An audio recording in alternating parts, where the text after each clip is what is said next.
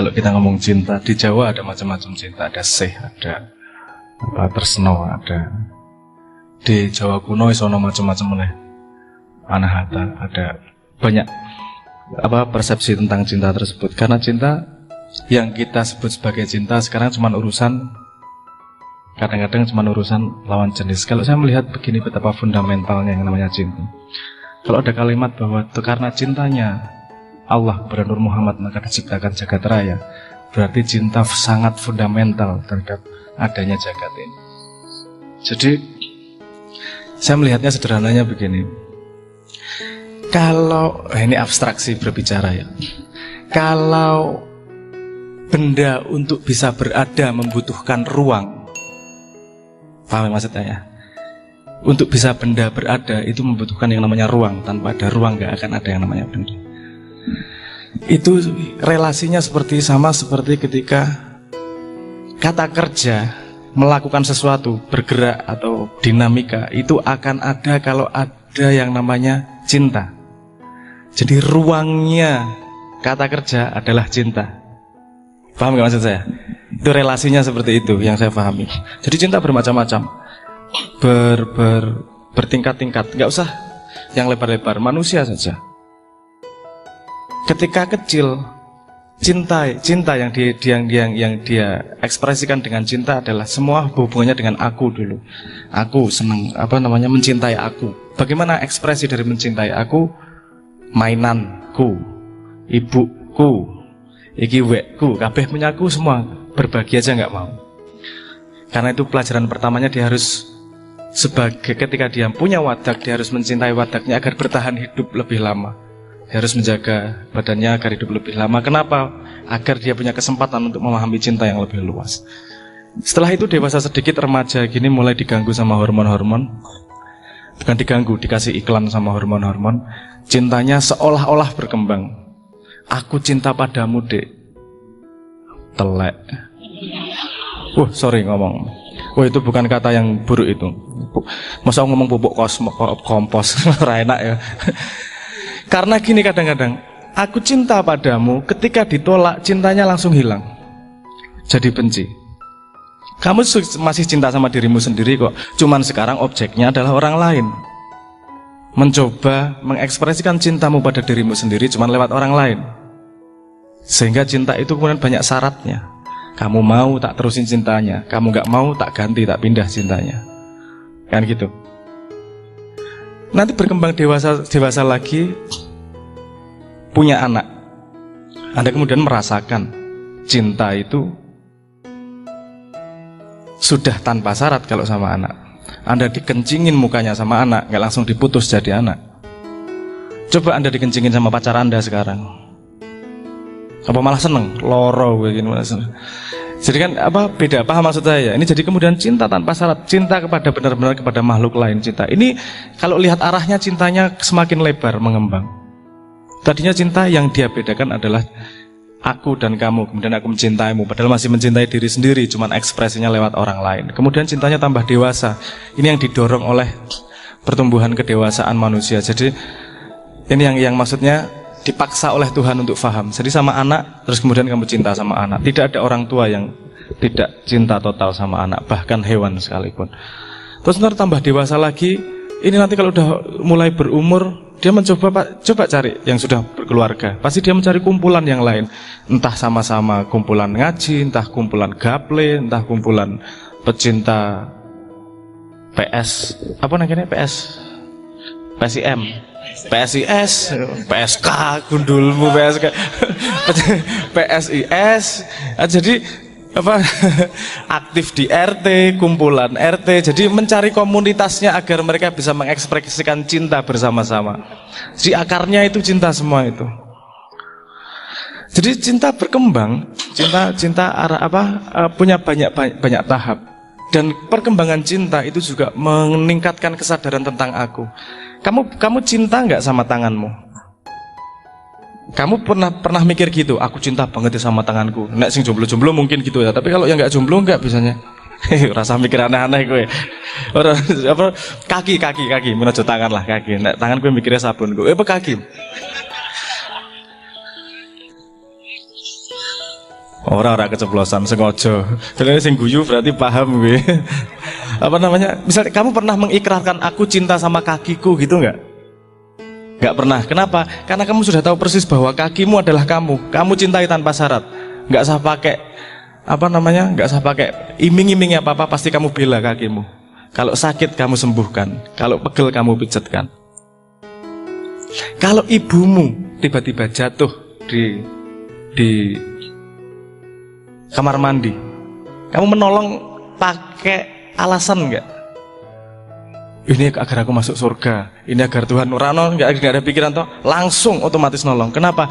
Karena kamu akunya, aku sebagai potongan dari hidup yang diciptakan Tuhan, akunya sudah melebar sampai pada apa namanya? Ibumu. Jadi kamu menolong ibumu bukan seperti menolong orang lain, kamu menolong seperti menolong dirimu sendiri. Ini kalau manusia di muka bumi sudah akunya semuka bumi, nggak perlu yang namanya toleransi, nggak perlu yang namanya apa namanya menghormati orang lain, nggak perlu pelajaran seperti itu, nggak perlu. Kenapa? Karena kamu otomatis akan melakukan. Karena itu adalah aku. Paham maksud saya? Misalnya gini, kamu ada cewek diketak palanya, kamu ngerasa sakit nggak? Orang kenal kok, loro po. Kalau nggak kenal mungkin kamu nggak ngapa-ngapain. Kalau itu pacarmu diketak orang lain, langsung cinceng katok, cinceng kelambi, nggawa golok. Karena kamu merasakan sakitnya. Umat Islam seharusnya merasakan itu. Kalau satu yang sakit, yang lain juga merasa sakit. Kenapa? Karena itu satu badan, ini aku semuanya. Dan seharusnya tidak berhenti di situ. Kenapa? Karena bedanya manusia dengan hewan, wadaknya sama-sama butuh makan, sama-sama butuh tidur, sama-sama butuh berkembang biak. Bedanya hanya dua. Bedanya hanya, ada satu perbedaan yang perlu diperhatikan. Naluri dari hewan adalah memberi batas. Iki areaku, jangan ngelewatin. Anda pernah lihat kan kucing kencing di mana, anjing kencing di mana untuk membatasi, ini daerahku. Dia memberi batas. Manusia arahnya adalah mengembangkan diri. Dia pengen tidak ada batasnya. Kalau sudah paham, pengen dikembangkan, lebih paham. Kalau sudah cinta, pengen dikembangkan, lebih cinta lagi, dan seterusnya. Kadang-kadang perkembangan itu arahnya paralel, bukan seri. Jadi kalau sudah cinta A, iki wis sudah segini gedenya, pengen mengembangkan cinta, yuk tambahlah, gitu loh bayangannya. Kan bisa sebenarnya intensifikasi kepada makhluk yang kamu sayangi itu, karena cinta terus berkembang, cinta terus melebar. Tidak hanya kepada pasangan, tapi kalau kamu ngelihat, misalnya cowok ngelihat cewek cinta, yang kamu lihat perbedaannya adalah laki-laki mencintai perempuan. Ketika kesadaranmu naik, yang mencintai adalah manusia mencintai manusia. Itu sudah bisa siapa saja. Naik lagi, makhluk Tuhan mencintai makhluk Tuhan. Itu kewan-kewan itu dicintai semuanya. Betul kan? Bagaimana cara mencintai hewan? Dengan menghargai, memberi makan, ikut menjaga, dan seterusnya. Karena tinggal kesadaranmu di mana posisimu, itu akan mengekspresikan cintamu pada posisi yang mana. Jadi kalau pertanyaannya apakah yakin dulu atau cinta dulu, ini lagi-lagi ada limitasi bahasa. Percaya itu ada dua jenis, paling sedikit ada dua jenis. Percaya kepada sesuatu yang kamu tidak tahu, dan satu lagi percaya bahwa sesuatu yang kamu tahu itu pasti terjadi dan tidak akan bergeser. Itu dua jenis percaya yang berbeda. Saya misalnya gini, saya ngomong sama kamu, ada manusia berkepala dua, percaya nggak? Kalaupun kamu ngomong percaya, itu percaya yang tidak kamu ketahui. Paham ya? Tergantung siapa sih ngomong. Nek sing ngomong aku mungkin ya cangkem musuh ngurit paling gitu. Tapi kalau yang ngomong Pak Ustadz, mosok ngapusi Pak Ustadz mungkin kan gitu. Tapi ada lagi jenis kepercayaan yang kamu tahu itu tidak akan berubah sepanjang masa. Contohnya kamu percaya pada gravitasi. Walaupun tidak mengikrarkan kamu percaya, tapi bawah sadar di dalam hatimu kamu percaya sama gravitasi. Kalau kamu satu detik tidak percaya pada gravitasi, kamu nggak berani pipis. Iya nggak? Jangan-jangan nggak ke bawah nih, jangan-jangan malah muncrat ke atas nih, kan gitu. Kamu bisa melakukan segala sesuatu karena kamu percaya dulu nih. Nah, kalau yang tadi itu percaya apa? Yakin dulu atau cinta dulu. Saya percaya bahwa itu yakin dulu tapi bukan pada yakin kepada apa yang belum terjadi, tapi yakin kepada sesuatu yang kamu sudah mengalami dan mengetahui. Karena sesuatu yang tidak kita ketahui, kita hanya bisa percaya, tapi kalau kita mengalami, kita jadinya tahu, tidak hanya percaya. Setahu saya, syahadat Islam itu mengatakan bahwa kita bersaksi tiada Tuhan selain Allah dan Muhammad adalah utusan Allah. Bersaksi loh, bukan percaya loh. Bersaksi artinya kamu memahami betul, artinya mengalami betul. Kalau percaya Anda belum tentu. Anda percaya ada salju? Anda pernah mengalami? Itu hanya pengetahuan, bukan pengalaman. Ilmu kelakoni kandu laku kalau di Jawa. Jadi harus bisa membedakan mana percaya. Iki kosakatanya cuma satu percaya yang tidak diketahui itu tadi sama percaya karena sudah mengalami itu loh. Harus dibedakan ini. Yakinnya di mana? Kamu percaya sesuatu yang kamu sudah mengalami. Banyaknya orang kecewa karena cinta, bukan karena cintanya, tapi karena dia percaya pada imajinasi apa yang terjadi setelah cinta ini berjalan. Gue bayangin anak-anak, iku nek wis cinta engko pasti ngene bojone. Apa karena pacaran Anda belum ngerasain kentutnya juga bau. Nanti Anda kecewa kalau udah kawin. Ternyata yo mambu entute. Ini tidak seperti yang cintaku bayangkan. Bisa kecewa Anda terhadap hal-hal yang tidak Anda ketahui sebelumnya. Anda percaya pada imajinasi, bukan percaya pada realitas yang sudah pernah Anda alami. Paham maksud saya? Paham maksud saya? Ini aku sebenarnya pakai menjelaskan pakai konstelasi pakai kosmos science orang enak. Mending ngomongnya gini-gini aja. Tadi kuncinya begini, kalau dari sudut pandang saya yang saya pahami. Kata-kata tidak cukup untuk memetakan beberapa jenis yang namanya percaya itu tadi. Kalau pertanyaan dasarnya apakah percaya dulu atau cinta? Anda tidak bisa keluar dari cinta. Anda pasti mengalami cinta sejak berada di dunia, karena dunia diciptakan oleh cinta. Cuman kesadaranmu terhadap cinta seberapa, dan pandanganmu terhadap cinta sebersih apa, itu aja. Jadi untuk level tertentu, kamu pasti kalau berjalan kan butuh kaki kanan, kaki kiri, kaki kanan, kaki kiri gitu ya. Jadi nggak bisa langsung cinta yang seperti itu. Makanya belajar dulu masih kecil cinta sama mainan, cinta sama berinteraksi dengan teman-teman, cinta sama game dan seterusnya itu. Kemudian dia memahami ada kausalitas di dunia nih, ada sebab akibat yang bisa saya yakini karena saya mengalami kebenarannya. Udah, setelah itu meningkat ke pacaran itu tadi. Pada pacaran, kamu lagi-lagi harus berdasarkan sesuatu yang sudah kamu alami tadi. Kalau keyakinannya pada situ, cinta tidak akan pernah mengecewakanmu. Karena yang mengecewakan bukan cinta. Yang mengecewakan adalah harapan yang tidak kita kontrol sendiri.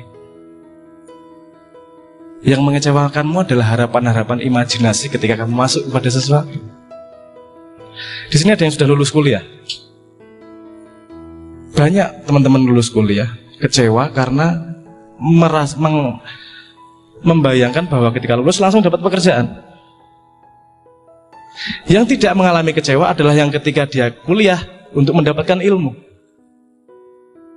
Ketika lulus, sudah ilmu dia akan membawa kemana, dia tidak akan pernah kecewa dengan perjalanan itu. Tapi kalau dia sekolah pengen mendapatkan pekerjaan, ketika tidak mendapatkan pekerjaan, semua yang dia lakukan adalah mengecewakan. Jadi cintamu berdasarkan harapan terhadap sesuatu atau cintamu mengharap gini nih, cangkemku menggelepet tinggi. Gini, yang mengecewakanmu. Kalau kamu cinta tadi itu kan saya membayangkan pertanyaannya adalah cinta laki-laki sama perempuan. Coba dianalisis lagi cintamu. Cintamu hanyalah manifestasi dari harapanmu atau cintamu adalah keinginanmu mengalami cinta yang sejati pada level itu. Kalau niatannya adalah mengalami cinta itu, tidak ada kekecewaan dalam hidup. Yang ada adalah ilmu Tuhan. Kenapa? Karena Tuhan tidak seperti yang dikatakan Pak Ustadz tadi. Kadang-kadang yang baik, yang kamu senangi belum tentu baik untukmu. Yang kamu tidak sukai kadang-kadang justru baik untukmu. Jadi ada salah satu, kita harus percaya pada perjalanan yang diberikan oleh Tuhan itu. Jadi kalaupun nanti putus di tengah jalan, yang kecewa boleh, tapi tidak kemudian menghujat pengalaman. Kemudian tidak menghujat cintanya, tidak menyalahkan cintanya. Jadi pertanyaan apakah cinta dulu atau yakin dulu, datang dari ketakutan untuk mengalami. Kalau kamu siap dengan pengalaman itu semua adalah menuju Tuhan. Cinta-cinta, yakin akan datang sendiri. Yakin cinta akan datang sendiri. Karena tidak ada manusia, tidak ada kehidupan pun di muka bumi ini yang tidak mengalami cinta. Bedanya cuma dia sadar atau tidak terhadap cinta yang dia alami. Itu mungkin jawaban saya. Nek rada belibet dilanjutkan diskusi. Matur nuwun.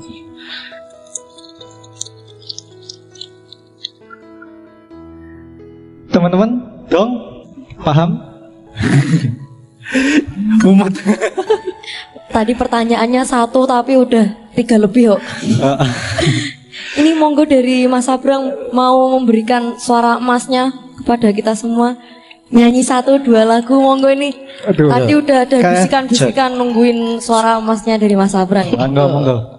Karena udah berbicara soal cinta tadi. Lagi-lagi bahasa. Suara emas tuh karena emas atau suaranya emas? Itu konotasinya. Tapi pokoknya merayu biar saya nyanyi gitu ta intine ya. Iki ngoten to Mas maksudnya.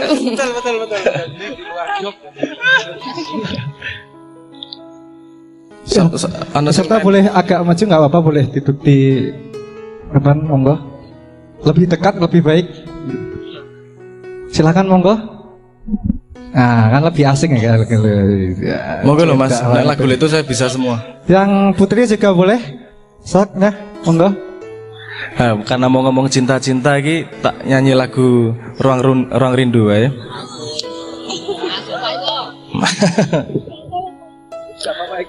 Pak Eko, ruang rindu. Saya sering mengatakan sebelum nyanyi ini, Pak, kenapa ruang rindu? Karena biasanya kita salah urut. Kita merasa mencintai, terus kemudian kita merindukan apa yang sudah kita cintai. Tapi saya selalu mengatakan, di balik lagu ini berkata bahwa semua cinta yang dipahami oleh manusia itu hanyalah manifestasi terhadap kerinduan kepada Yang Maha. Jadi karena kamu kangen yang sejati, kamu mencoba mencari dengan cinta-cinta yang salah sangka itu. Sehat, waras, itu konfigurasi yang penting itu. Sehat dan waras sama-sama pentingnya. Sebenarnya saya bingung ngomong apa laundry hati. Yang kepikiran pertama saya tadi kiloan memang. Hati dikilo hati ayam sekilo berapa di laundry, kalau hati kambing dan seterusnya. Tapi kita guyon wayo. Ini gini masalahnya, karena saya itu paling tidak bisa tausiah, saya paling ora iso ceramah, nuturi ora iso, saya cuman hidup juga, pengalaman hidup saya juga cuman ini. Jadi saya tidak akan bisa memberitahu mana yang lebih benar, mana yang salah, nuturi nggak bisa. Yang bisa saya lakukan adalah membagi apa yang pernah saya alami lewat bahasa. Sedangkan bahasa, sebelum saya memulai ngomong tentang laundry hati, kita harus paham bersama bahwa bahasa adalah alat yang sangat terbatas.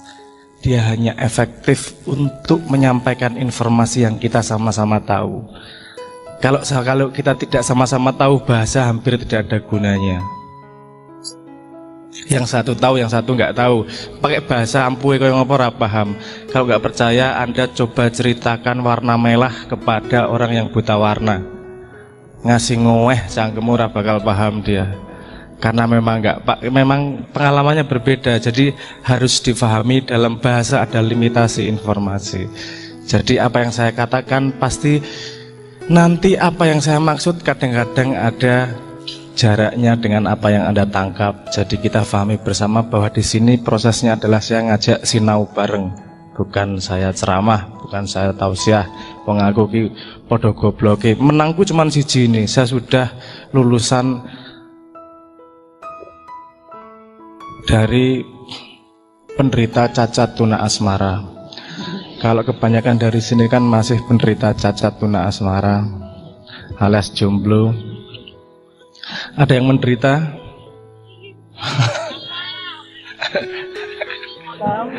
Oh rame, oh yang pojok rame ya.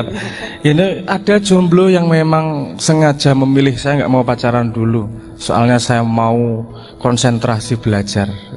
Ada gitu, bener? Oh alhamdulillah. Ono Yon konco-koncoku ikut kesini, ikut ketawa, mesemnya kecut juga. Itu jomblo bukan karena pilihan, karena memang tidak ada pilihan. Ya pengen yo ora jomblo tapi yo piye meneh, tapi yo wis lah. Kok ya pilihannya siji tok. Tur yo ora ono sing milih dhek. Dadi jomblo ya Allah. Tapi sepengetahuan saya itu bukan penyakit permanen, bisa disembuhkan walau tidak lewat rumah sakit. Pertama pakai mandi rajin gitu dulu sudah lumayan itu meningkatkan kesempatan keluar dari penderita cacat tuna asmara itu tadi. Nah saya masuk kepada sebuah tema tadi yang namanya laundry hati. Apa to laundry hati? Piye itu? Nah saya akan berbicara dari perspektif saya karena kita selama ini ngomong hati neng apa to hati? Maksudnya hati itu apa? Jantung kayak atau kalau jantung, kalau hati itu liver. Tapi kalau maksudnya hati ini masih pada, kalau didefinisikan pada biologi nggak jelas nih, jantung atau liver. Padahal kalau diomongkan di dada yang deg-degan yang dianggap hati itu jantung, bukan liver. Nah tapi saya melihat hati seperti ini. Apa itu hati? Sebelum kita tahu apa itu hati, bingung nanti ngelondrinya seperti apa. Wong kita definisinya aja belum jelas di mana dia. Biar ngelondrine, gimana mau membersihkan hati. Itu dari konsep yang abstrak harus kita turunkan menjadi konsep yang jelas dulu. Seperti apa? Ini pemahaman saya tentang hati. Oke. Kita urut dari bawah dulu. Manusia adalah yang Anda pahami sekarang adalah kumpulan ingatan. Hanya itu aja. Nggak ada yang lain. Ingatan yang kamu kumpulkan sejak lahir, yang disebut sebagai impresi-impresi, itu menjadi ingatan di dalam kepala. Paham maksud saya ya? Anda lahir gini, kalau Anda pakai peci itu, saya tanyanya gini, siapakah kamu? Kan saya gitu. Kamu pakai peci, pecinya beli apa maling apa nyaut atau dikasih? Pinjem? Punyamu? Pecinya, oke. Kalau saya bilang peci itu kamu atau bukan? Bukan ya, bukan. Kenapa bukan? Karena kamu mengumpulkan, bukan kamu dari lahir punya. Betul nggak? Kamu mengumpulkan, jadi yang kamu kumpulkan jadinya adalah milikmu. Yang kamu pasti bukan tidak kamu kumpulkan, kamu mendapatkan dari lahir, dari Tuhan langsung. Kalau yang mengumpulkan itu milik, bukan kamu, gitu ya.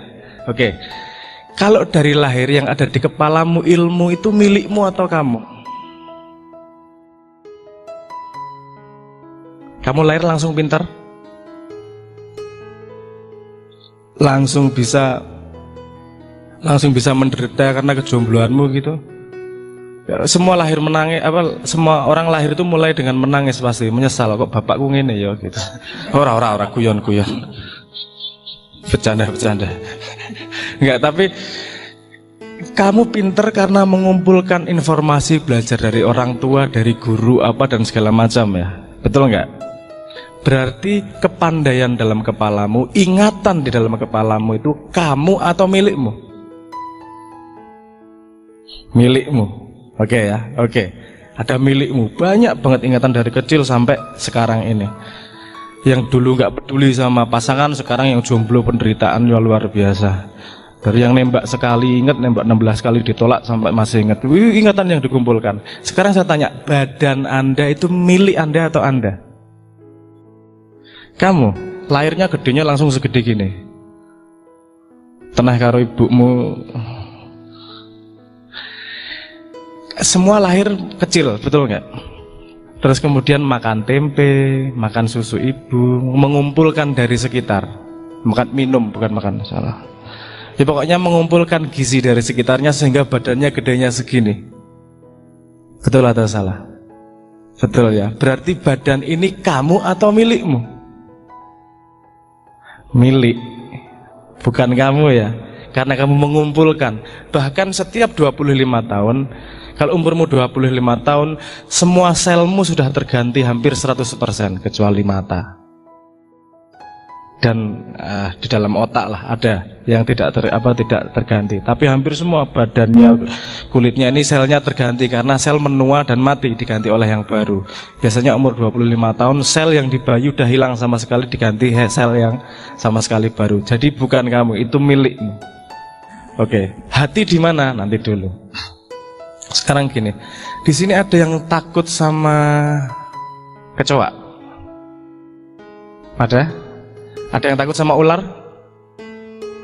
Rawat di kabeh. Ada yang takut sama jomblo? jomblo menah iki apa jenenge target empuk digarapi gitu soalnya. Penderitaannya tuh legendaris soalnya. Ada yang punya trauma terhadap sesuatu. Apa? Trauma sama apa? Sama apa? Tikus. Kenapa kok tertakut sama tikus? Kok geli kenapa? Hah? Bener, kalau sama kucing punya bulu loh. Tikus juga punya bulu. Kenapa hanya bulu tikus yang kamu geliin? Kalau bulu kucing, ekornya tikus kenapa? Kucing juga punya ekor loh. Kenapa gelinya sama ekor tikus bukan ekor kucing? Beda. Kucing itu lucu. Ini semua pandangan impresi. Dia belum tahu nanti kalau punya suami pas juga punya buntut walaupun tidak berbulu. Tapi rasa mikir aneh-aneh tuh. Buntut kucir gitu maksudnya. Enggak, maksudnya begini. Kemudian kadang-kadang ada hal yang kita takut. Kadang-kadang ada hal yang artinya nggak enak. Kan takut dari dalam hati itu. Terus kamu dari mana datangnya takut itu? Dari mana datangnya dari nggak enak itu? Kadang-kadang kita tidak bisa pahami. Karena sebenarnya hati itu menurut saya itu seperti interface. Interface itu gini. Di kepala kita, saya tadi sudah mengatakan memori. Di kepala kita mengumpulkan ingatan. Dalam satu detik yang di atas sadar, dalam satu detik membagi menjadi 40 frame. Di bawah sadar, dalam satu detik menampung 1,2 juta frame. Lebih banyak yang masuk di bawah sadar daripada yang di atas sadar. Itu masuk semua ke dalam memori kita. Di badan kita ada memori juga dari pengalaman hidup. Bahkan kita ingat hidung kakek kita. Kamu ingat nggak? Nggak ingat di kepala, tapi badanmu ingat. Betul nggak? Loh, ingatnya dari mana? Kalau dari ilmu biologi namanya DNA. Kamu kan kelahirnya tidak langsung lahir gitu saja. Kamu disumbang oleh ibu indung telur, disumbang oleh bapak uang udara. Jadinya kamu. Bingung ora iki? Dari ibu dikasih indung telur, dari bapak dikasih uang udara. Uang udara itu bahasa Inggris. Uang itu bahasa Inggrisnya apa? Udara. Jadi ora enak ya ngomong ngono gitu.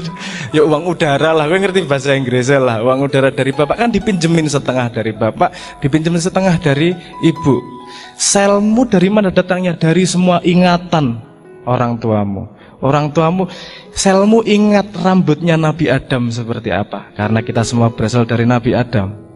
Semua keturunan Nabi Adam. Kita ingat matanya mbahmu seperti apa, badannya, walaupun otaknya nggak ingat. Kalau kita lebih dalam lagi, semua sel mengandung atom. Kalau kita bisa mengakses ingatan atom, kita bahkan punya ingatan dari sejak terciptanya jagat raya sampai sekarang. Nah, lihat, ada banyak ingatan. Ingatan yang dari terciptanya jagat raya sampai sekarang ada di dalam kita.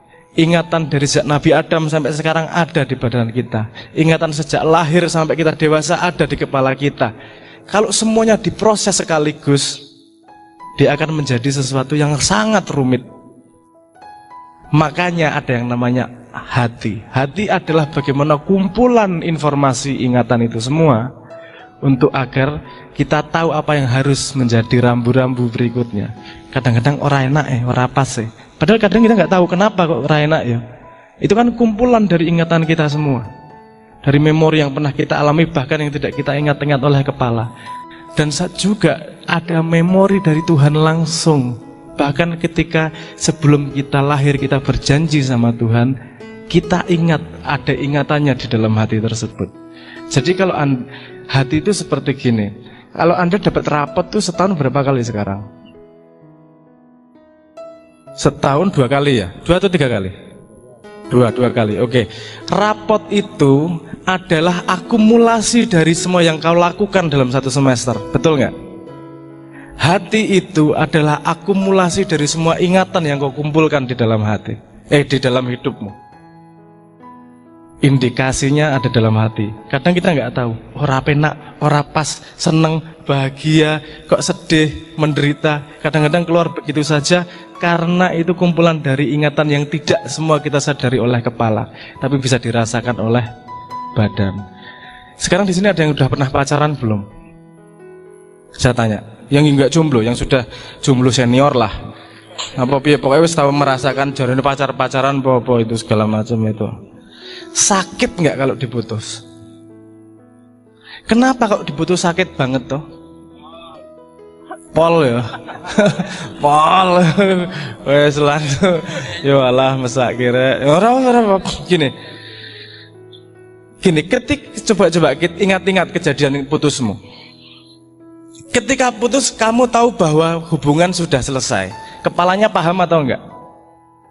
Tapi hatinya masih sakit atau enggak? Full, langsung ngrungokke Didi Kempot sedino full sebagai bapak patah hati dunia. Kenapa mas sakitnya dari mana? Kepalamu udah tahu loh sudah selesai hubungannya. Karena yang mengingat perjalananmu bersama pacarmu atau pasanganmu bukanlah hanya kepalamu, badanmu juga ingat. Waktumu kamu habiskan, karena setiap waktu yang kita jalani pasti menimbulkan memori, menimbulkan ingatan. Ingatan itu ada di kepala, ada di badan, atau dimanapun pasti dia muncul dengan sendirinya, ingatan tersebut. Jadi kalau tiba-tiba diputus sama pacar, kepalanya udah oke, aku serasa seneng jane. Karena aku misalnya gini, kamu mutus karena memang dia wes ora cocok dan kamu tahu bahwa dia berkhianat sama kamu. Tapi hatimu tetap sakit pasti. Kamu tahu dia tidak baik untukmu secara akal, tapi hatinya masih sakit. Kenapa? Karena hati juga ingat memori yang dimiliki oleh badan. Badan merasakan pernah bersentuhan, walaupun cuma salaman misalnya. Badanmu ingat sudah meluangkan waktu bersama 2 jam, 3 jam ngobrol. Badannya ingat, otaknya, tidak hanya otaknya yang mempengaruhi hati, tapi juga ingatan dalam seluruh hidupmu mempengaruhi pergolakan hati. Jadi bagaimana mau membersihkan hati? Nah sekarang kita ngomong laundry. Kita sekarang sudah mendefinisikan ya. Hati adalah indikator dari segitu banyak memori yang kamu miliki di dalam hidupmu. Memorinya ada yang di dalam kepala yang kamu kumpulkan sejak lahir, ada yang di dalam badan yang dikumpulkan sejak adanya Nabi Adam, dan yang dikumpulkan sejak yang ada di atom yang dikumpulkan sejak terciptanya jagat raya. Ada semua di dalam diri, dan karena banyak kompleks ilmunya, memori tersebut informasinya, sehingga yang keluar adalah indikatornya seperti rapotnya 9, 8, pokoknya langsung metu aja di hati. Nah, bagaimana cara membersihkan hati? Masukkan ke dalam dirimu memori-memori yang menenangkan. Gimana itu? Luangkan waktumu dengan hal-hal yang memang membuatmu tenang, dengan sadar. Agama sudah banyak memberi jalannya. Berzikir, beribadah, berbuat baik sama orang, itu otomatis akan membangun. Orang yang isinya dengki, dia benci sama orang lain, jangan lupa, dia tidak hanya benci saat itu, tapi dia menanam ingatan dalam badannya terhadap kebencian. Suatu hari kebencian itu akan keluar dan menyakiti dirinya sendiri. Jadi orang yang sudah bisa mengontrol, sudah bisa dengan sadar memasukkan memori apa dalam hidupnya, dia akan bisa dengan sadar menuju pada posisi mutmainah, pada posisi ketenangan, pada posisi seperti permukaan danau yang tidak lagi bergolak airnya. Ketika permukaan danau sudah tidak bergolak, satu tetes air saja sudah kerasa. Tidak perlu hujan yang begitu deras. satu tetes air, ada orang lewat, kamu kerasa perasaannya seperti apa. Bukan urusan sakti, tapi urusan karena kamu tenang dan kamu sudah satu gelombang dengan ingatan alam semesta. Bagaimana melondri hati? Kembalilah kepada ingatan alam semesta. Pertama dari saya seperti itu dulu. Nanti kalau mau diteruskan tanya jawab monggo. Matur nuwun. Wassalamualaikum warahmatullahi wabarakatuh.